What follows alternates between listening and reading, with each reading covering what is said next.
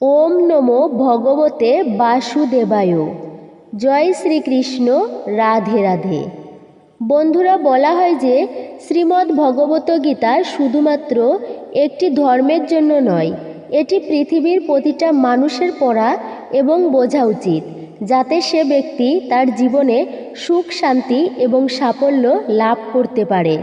শ্রীমদ্ ভগবত গীতায় মোট 18টি অধ্যায় রয়েছে এবং এই 18টি অধ্যায়ে শ্লোকের সংখ্যা 700, যে শ্লোকগুলি সংস্কৃত ও শুদ্ধ বাংলা ভাষায় লেখা।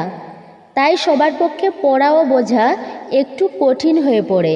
তাই আজকের এই ভিডিওতে সহজ বাংলায় শ্রীমদ্ ভগবত গীতার 111টি বাণীর কথা আপনাদেরকে বলবো, যে বাণীগুলি মনুষ্য জীবনের প্রতিটি পদক্ষেপে অতি প্রয়োজনীয়। এই বাণীগুলি শুনলে আপনি শ্রীমদ্ ভগবত গীতার প্রকৃত অর্থ বুঝতে পারবেন। তবে ভিডিও শুরু করার আগে যারা আমার এই চ্যানেলে নতুন ভিডিও দেখছেন তারা দয়া করে চ্যানেলটিকে সাবস্ক্রাইব করবেন, এবং যদি ভিডিও শেষ পর্যন্ত দেখে আপনাদের ভালো লাগে তাহলে ভিডিওতে অবশ্যই একটি লাইক করতে ভুলবেন না। তাহলে চলুন দেরি না করে শুনে নেওয়া যাক শ্রীমদ্ ভগবত গীতার অতীব প্রয়োজনীয় কিছু কথা। ভগবান শ্রীকৃষ্ণ বলেছেন, যে ব্যক্তির মধ্যে জ্ঞানের অভাব এবং ঈশ্বরের বিশ্বাসের অভাব রয়েছে সেই ব্যক্তি জীবনে কখনো সুখ ও সাফল্য লাভ করতে পারে না। কে কি করছে, কিভাবে করছে এবং কেন করছে, এইসব থেকে যত দূরে থাকবে ততই সুখে থাকবে। একজন বিবেকবান মানুষের যখন আত্মসম্মানে আঘাত লাগে তখন সেই মানুষটিও সম্পর্কের বন্ধন ছিন্ন করে দেয়। মোহ বা টান তার উপরে করো যার উপরে তোমার অধিকার রয়েছে। যার উপরে তোমার অধিকার নেই তার উপর মোহ বা টান অনুভব করাই অনুচিত। যারা অন্যের কষ্ট বোঝে, যাদের মমতা আছে, যারা হৃদয় থেকে শুদ্ধ, তারা এই জন্ম মৃত্যুর চক্র থেকে মুক্ত হয়ে যায়। তাদের আর জন্ম নিতে হয় না। তোমার কর্মই তোমার আসল পরিচয়। কারণ এক নামের তো হাজারো মানুষ থাকতে পারে। যা হওয়ার থাকে তা হয়েই থাকে, আর যা হওয়ার নয় তা কখনোই হয় না। এই দৃঢ়তা যদি তোমার মনেও থাকে তাহলে তোমায় কখনো দুশ্চিন্তা করতে হবে না। কর্ম এমন একটি ফসল যা একজন ব্যক্তিকে যে কোনো পরিস্থিতিতে কাটতেই হয়। তাই সর্বদা ভালো বীজ বপন করো, যাতে ফসলটাও ভালোই হয়। সদা সন্দেহকারী ব্যক্তির প্রসন্নতা পাওয়া না এই জীবনে সম্ভব, আর না অন্য জীবনে। তাই যারা অতিরিক্ত সন্দেহপ্রবণ তাদের খুশি করা বন্ধ করুন। বস্তুর সম্পর্কে চিন্তা করে মানুষ তাদের প্রতি আসক্ত হয়ে পড়ে। এই কারণে তাদের মধ্যে কামনা বাসনা তৈরি হয়, এবং কামনা বাসনা বিঘ্নিত হলেই ক্রোধের উৎপত্তি হয়। আর ভগবান বলেন, রিপুদের মধ্যে সবথেকে ভয়ঙ্কর হলো এই ক্রোধ। যদি শারীরিক ও মানসিকভাবে সুস্থ থাকতে চাও তাহলে এই ক্রোধকে বর্জন করতে হবে। মৌন থাকা বা চুপ করে থাকা তার প্রতি আপনার শ্রেষ্ঠ উত্তর। যে আপনার কথার মূল্য দেয় না। ভগবান শ্রীকৃষ্ণ অর্জুনকে বলেছিলেন, হে পার্থ, যাদের ভক্তিতে বিশ্বাস নেই তারা আমাকে লাভ করতে না পেরে এই জন্ম মৃত্যুর চক্র ঘুরতে থাকে, এই ভৌতিক জগতে বারংবার আসতেই থাকে। হে অর্জুন, যারা আমার পরম ভক্ত তারা সর্বদা আমাকে স্মরণ করে একক চিত্তে আমার উপাসনা করে। আমি স্বয়ং তাদের প্রত্যেকের কল্যাণের দায়িত্ব গ্রহণ করে থাকি। যতটা সম্ভব চুপ করে থাকাই ভালো, কারণ বেশি কথা মানুষকে সব থেকে বেশি অপরাধ করতে বাধ্য করায়। হাজারটা ভালো কাজ করার পরেও যদি তুমি একটা খারাপ কাজ করো তাহলে লোক শুধু তোমার খারাপ কাজটাই দেখবে। তাই লোকে কি বলবে তাতে কর্ণপাত করো না, নিজের কর্ম নিজে করে যাও। তুমি আজ যে কর্ম করছো তার ফল তুমি কাল অবশ্যই পাবে। আর আজ তোমার যা কিছু আছে তা তোমারই দ্বারা করা অতীতের কর্মফল। ভগবান বলেন, তোমার অতীত পরিবর্তন করার ক্ষমতা তো আমার নেই, কিন্তু তুমি যদি চাও তোমার বর্তমানের কর্মের দ্বারা তোমার ভবিষ্যৎ আমি অবশ্যই পরিবর্তন করতে পারবো। হে পার্থ, আমি কারোর ভাগ্য তৈরি করি না, সবাই তাদের ভাগ্য নিজেই তৈরি করে। ভালো কর্ম সেটা না যার ফল সবসময় ভালো হয়, ভালো কর্ম তো সেটা যার উদ্দেশ্য কখনো খারাপ হয় না। আর ভালো উদ্দেশ্য নিয়ে করা কাজ কখনো বৃথা যায় না। কোনো একটি কাজ করার আগে অবশ্যই চিন্তা করা উচিত, কিন্তু চিন্তা এতটা করা উচিত নয় যাতে ওই কাজটাই নষ্ট হয়ে যায়। কারণ প্রয়োজনের চেয়ে বেশি চিন্তা দুশ্চিন্তায় পরিবর্তন হয়ে যায়। হয় তুমি সময়ের সাথে বদলে যাও, না হলে সময়কে বদলাতে শেখো। কিন্তু ভাগ্যকে কখনো দোষারোপ করো না, যে কোনো পরিস্থিতিতেই চলতে শেখো। অন্যের জীবনকে পরিপূর্ণভাবে অনুকরণ করা থেকে নিজের জীবনে অসম্পূর্ণভাবে বেঁচে থাকাও ভালো। এই সংসারে কোনো মানুষই সর্বগুণ সম্পূর্ণ হয় না, তাই কিছু দোষ ত্রুটিকে নজর এড়িয়ে গিয়ে সম্পর্কগুলোকে বজায় রাখার চেষ্টা করো। তোমার কেবল তোমার কর্ম করার পুরোপুরি অধিকার আছে, কিন্তু কর্মের ফলের তুমি অধিকারী নও। না তুমি নিজেকে তোমার কর্মের ফলের কারণ বলে মনে করবে, আর না কখনো কোনো কর্ম না করার প্রতি আসক্ত হবে। ভগবান শ্রীকৃষ্ণ বলেছেন, কেবল কর্মের অনুষ্ঠান না করার মাধ্যমে কর্মফল থেকে মুক্ত হওয়া যায় না, আবার কর্মত্যাগের মাধ্যমেও সিদ্ধি লাভ করা যায় না। সকলেই মায়ার দ্বারা প্রভাবিত হয়ে নিজের কর্ম করে যাচ্ছে। কর্ম না করে তুমি এক মুহূর্তে থাকতে পারবে না। মানুষ কখনো ভালো বা মন্দ হয় না, ভালো বা মন্দ হয় তার কাজ, আর মানুষের কর্ম অনুযায়ী সে তার ফলও পায়। যখন কোনো সমস্যার জন্ম হয়, সাথে সাথে তার সমাধানেরও জন্ম হয়। তাই সমাধান বের করতে চেষ্টা করো, আজ না হলে কাল তা অবশ্যই বের হবে। অর্জুনের তীরের মতো মরুভূমির থেকেও জল বেরিয়ে আসবে। যখন আমাদের মন দুর্বল হয়, তখন পরিস্থিতি একটি সমস্যা হয়ে দাঁড়ায়, আর যখন স্থিতিশীল থাকে তখন পরিস্থিতি একটি পরীক্ষা হয়ে দাঁড়ায়। আর যখন আমাদের মন মজবুত হয়, তখন পরিস্থিতি সুযোগ তৈরি করে দেয়। আমরা তো জীবনে অনেক ভুল করে থাকি, কিন্তু জীবনে সব থেকে বড় ভুল হলো সেটা যেটা থেকে আমরা কিছুই শিখতে পারি না। ভগবান শ্রীকৃষ্ণ অর্জুনকে বলেছিলেন, হে ভারতবংশী, দেহের মধ্যে থাকা জীবিতকে কখনো হত্যা করা যায় না, তাই কোনো জীবের জন্য তোমার দুঃখ করা উচিত নয়। মানুষের মানবতা ঠিক সময়ে নষ্ট হয়ে যখন সে অন্যের দুঃখে আনন্দ পেতে শুরু করে। সময় আমাদের শেখায়, না তো জীবন কারোর জন্য সারা জীবন অপেক্ষা করবে, না তো কেউ তোমার জন্য সারা জীবন অপেক্ষা করবে। এই পৃথিবীতে সময় আর জীবন কারোর জন্য থেমে থাকে না, জীবনও তার সাথেই খেলে। যে খেলোয়াড় শ্রেষ্ঠ প্রকৃতির হয়। কষ্ট সবার একই রকম হয়ে থাকে, কিন্তু আত্মবিশ্বাস প্রত্যেকের ভিন্ন ভিন্ন হয়। কেউ হতাশ হয়ে হাল ছেড়ে দিয়ে ছিন্ন ভিন্ন হয়ে যায়, তো কেউ সংগ্রাম করে আবার জ্বলে ওঠে।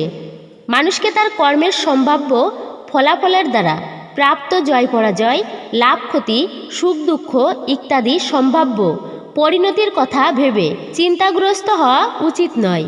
এই ধরাধামে মনুষ্য জীবন প্রাপ্ত হলে তাকে কর্ম করতেই হবে। শ্রীকৃষ্ণ ভগবান হয়েও এই কর্মের নিয়তি চক্র থেকে কখনো রেহাই পাননি। তিনি সারা জীবন কর্ম করে গেছেন। তাই তো তিনি অর্জুনকে বলেছিলেন, হে পার্থ, এই ত্রিজগতে আমার কিছুই কর্তব্য নেই, আমার অপ্রাপ্তও কিছু নেই এবং প্রাতব্যও কিছু নেই, তবুও আমি কর্ম করে যাচ্ছি। কারণ আমি যদি অনলস হয়ে কর্তব্য কর্মে প্রবৃত্ত না হই, তবে আমাকে অনুকরণ করে সমগ্র মনুষ্য জাতি তাদের কর্মও ত্যাগ করবে। যদি তুমি তোমার ভুল থেকে কিছু শিখতে পারো, তাহলে সেই ভুলগুলিই হবে তোমার উপরে ওঠার সিঁড়ি। আর যদি তুমি তোমার ভুল থেকে কিছু শিখতেই না পারো, তাহলে সেই ভুলগুলি সমুদ্র হয়ে যাবে।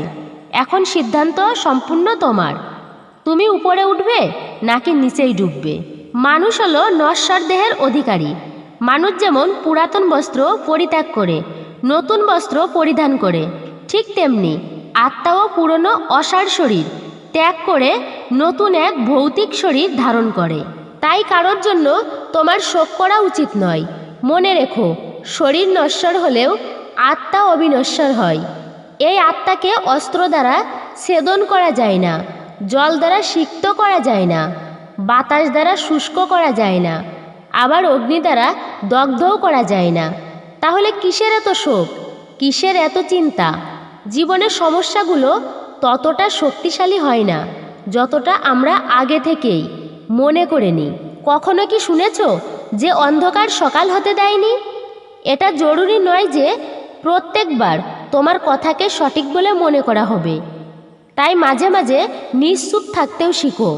যে যত শান্ত প্রকৃতির হয় সে ততই গভীরভাবে তার বুদ্ধির প্রয়োগ করতে পারে। সমালোচনাকে ভয় পেয়ে কখনো নিজের লক্ষ্য ত্যাগ করবে না, কারণ যারা সমালোচনা করে তাদের মতামত লক্ষ্য অর্জনের সাথে সাথে পরিবর্তন হয়ে যায়। তোমার পরাজয় এবং জয় তোমার চিন্তার উপরেই নির্ভর করে। যদি তুমি মেনে নাও তবে তোমার পরাজয়ই হবে, কিন্তু দৃঢ় প্রতিজ্ঞ হও, তাহলে তুমি বিজয়ী হবে।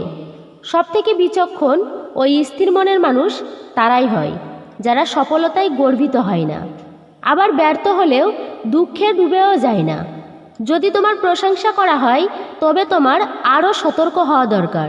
জীবনে কখনো কারোর সঙ্গে নিজেকে তুলনা করবে না।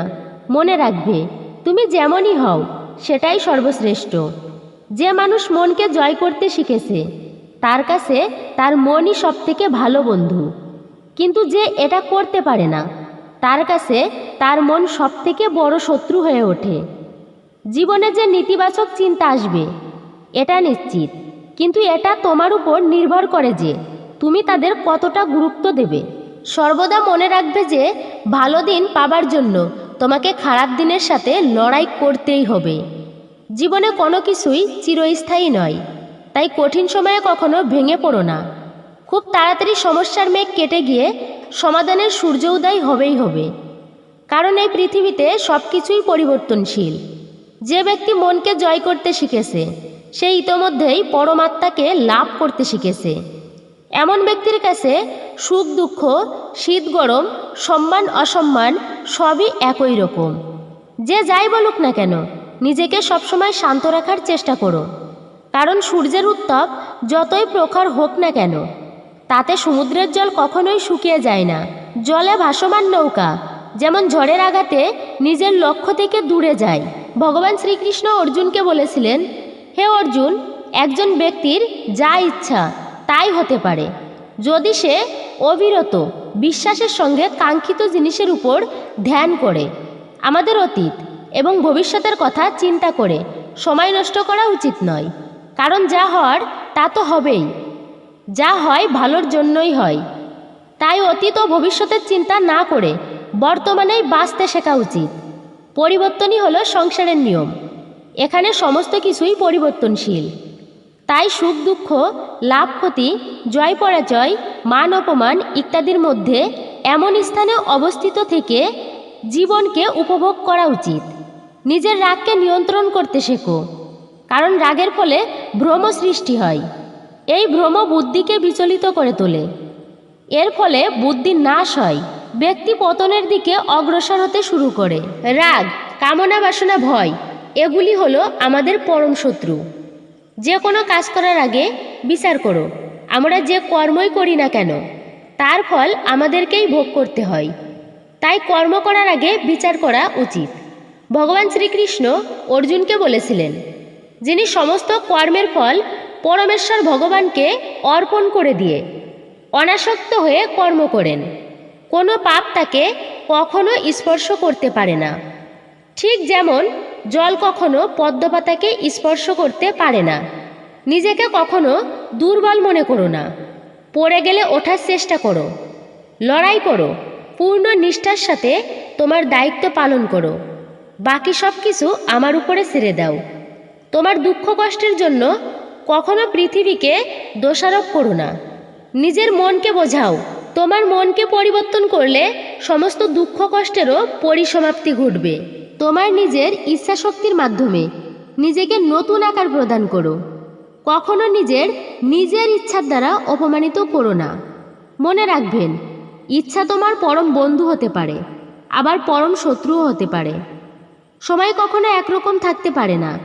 যারা অকারণে অন্যকে দুঃখ দেয় তাদেরকেও একদিন দুঃখ পেতেই হয়।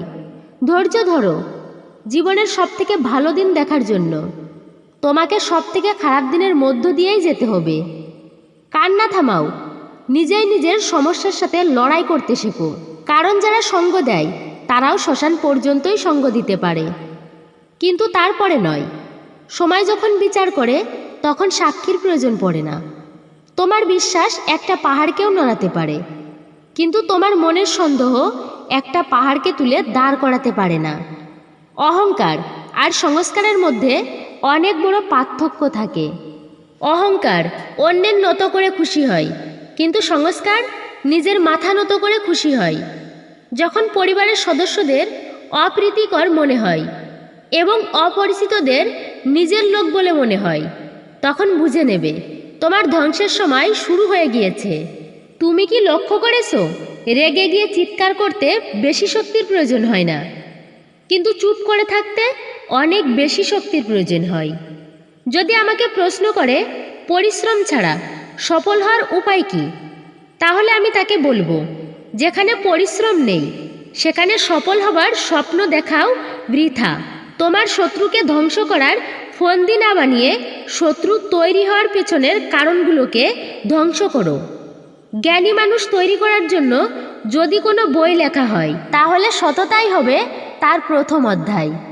মনে রেখো, একজন সফল ব্যক্তিকে জীবনসঙ্গী করার মধ্যে কোনো সফলতা নেই, বরং একজন পরিশ্রম মানুষের মনোবল বাড়িয়ে তার সাফল্যের সঙ্গী হয় প্রকৃত সফলতা। অন্যের জীবনে নিজের স্থান খোঁজা বন্ধ করে দাও।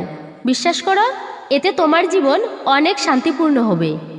সময় খুবই শক্তিশালী হয়, যা যে কোনো জিনিসকে বদলে দিতে পারে। একটা ভুল মানুষকে অনেক কষ্ট দেয়, কিন্তু এরকমের কিছু কিছু ভুল থাকে যেমন মানুষকে ভবিষ্যতে হাজারটা ভুল করা থেকেও বাঁচায়।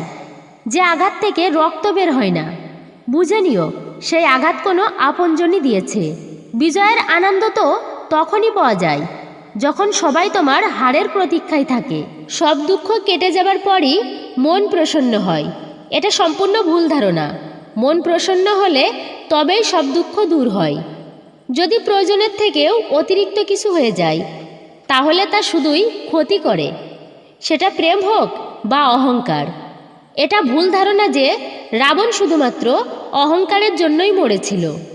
যখন শত্রু ঘরে থাকে তখন মৃত্যু শুধু অহংকারের জন্যই নয়, বরং সেই ব্যক্তির উপর ভরসা করলেও মৃত্যু হতে পারে। পরিবার বা সমাজ দুটোই ধ্বংসের পথে চলে যায় যখন জ্ঞানী ব্যক্তিরা নীরবতা পালন করে আর অজ্ঞানীরা চিৎকার করতে থাকে।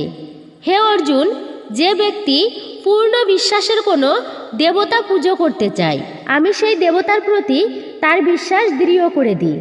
তুমি ফিরে যেতে পারবে না, আবার শুরুকে পরিবর্তন করতেও পারবে না, কিন্তু তুমি যেখানে আছো সেখান থেকে শুরু করতে পারো, আর এইভাবে নিজের ভবিষ্যৎকে পরিবর্তন করতেও পারবে। পরিশেষে একটা কথাই বলবো, যখন বিশ্বাস ভঙ্গ হতে শুরু করে, যখন জীবনে কোনো পথ দেখতে পাবে না, তখন শ্রীমদ্ ভগবদ্গীতার আশ্রয় নেবে। শ্রীমদ্ ভগবত গীতা হলো একটি দর্শন, এখানে জীবনের সব প্রশ্নের উত্তর পাওয়া যায়। তাহলে বন্ধুরা, আজকের ভিডিওটি এখানেই শেষ করলাম। যদি ভিডিওটি আপনাদের ভালো লেগে থাকে তাহলে একটি লাইক করতে ভুলবেন না, আর যারা চ্যানেলের নতুন ভিডিও দেখছেন তারা অনুগ্রহ করে চ্যানেলটিকে সাবস্ক্রাইব করবে। আবার দেখা হবে আরেকটি ভিডিওতে। ততক্ষণের জন্য ভালো থাকুন, সুস্থ থাকুন।